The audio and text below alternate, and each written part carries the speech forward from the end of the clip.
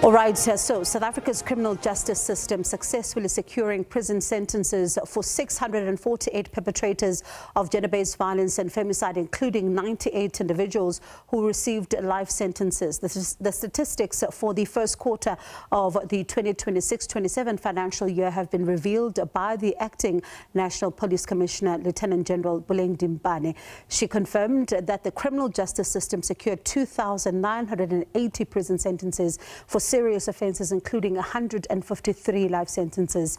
And she says that the sentences highlight the importance of quality investigations, evidence gathering and cooperation between the SAPS and the NPA. So let's bring you some of what quarter one looks like as far as the statistics are concerned. We're seeing fewer, 3,334 fewer cases as far as the contact crimes are concerned. That's a decrease of about 2.3%, as you can see there. And then property-related crimes around 4.6%, a decrease there around 3,371 fewer cases, while we're seeing other serious crimes, right, decreasing by 0.6%. So you do have experts who are saying, is this going down fast enough?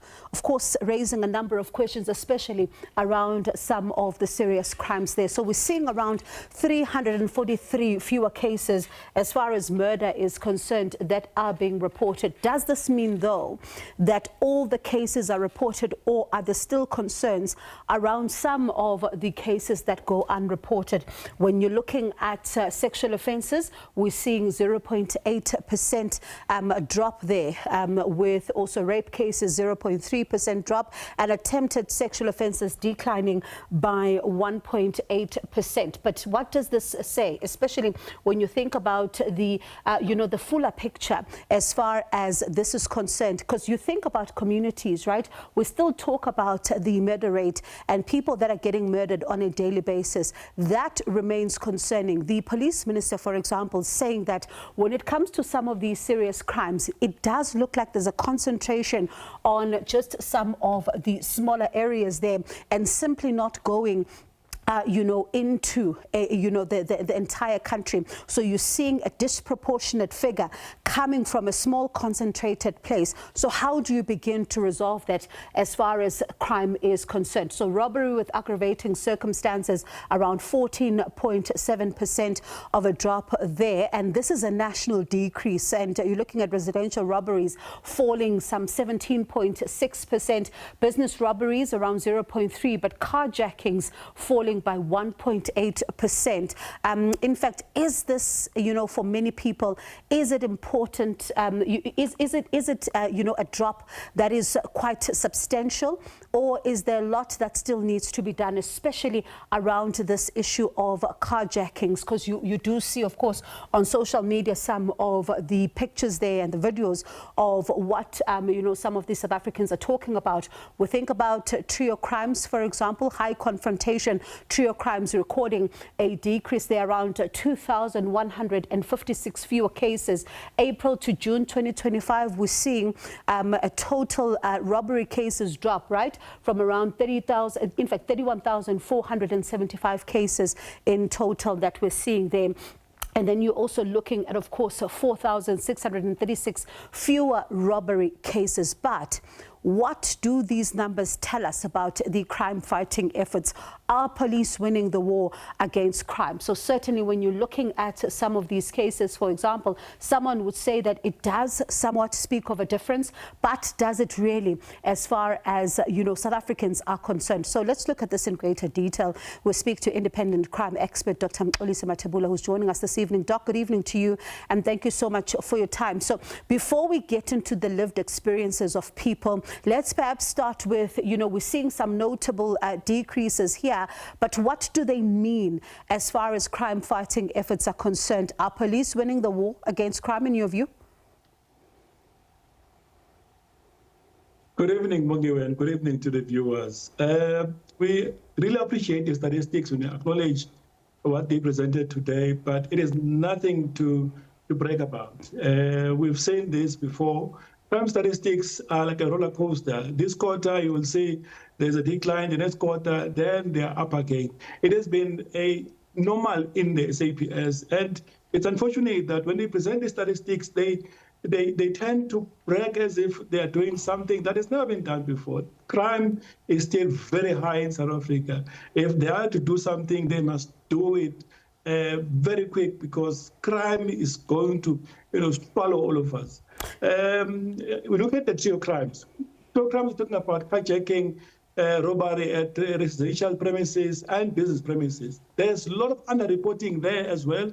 If you look at the report that was released last year by Risenga Maluleke, Statistician General of South Africa, it painted a picture that says public trust in the police has declined drastically. And a lot of people who were part of that survey stated vividly that they would never report cases of housebreaking or robberies because they know that the police will do nothing. But we appreciate what we are saying, Bongi.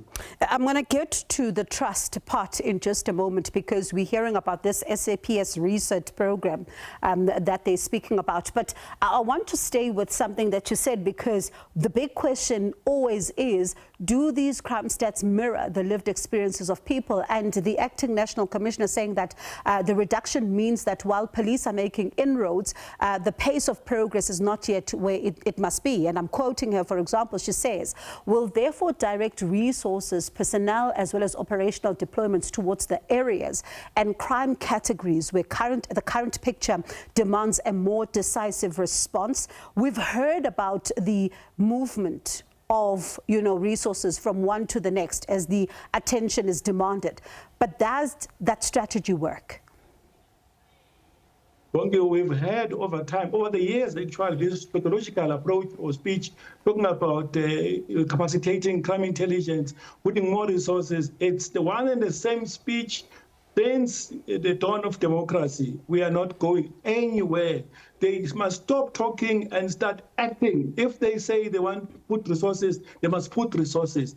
And there's nothing that they are saying that we haven't heard before. They must just put resources and make sure that police are working. If police are not working, then there should be consequence management. But so far, we've been hearing about resources, we've been hearing about intelligence-led policing, we've been hearing about capacitating intelligence, getting people to do that. We have heard that before. They must stop talking and start implementing their plans. Something we've heard before as well, the acting police minister, spoke about it today, saying that the crime statistics confirm that crime is highly concentrated in a number of policing precincts, right, that are accounting for a disproportionate amount of violent crime.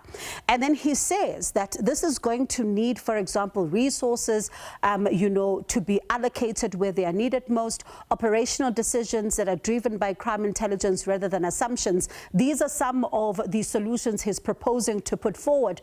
But one wonders, we've heard about this disproportionate nature when it comes to the policing precinct as well as the crime statistics. But does this approach work, in your view, to then reallocate these resources, but also at the same time have this intelligence-driven deployment of resources?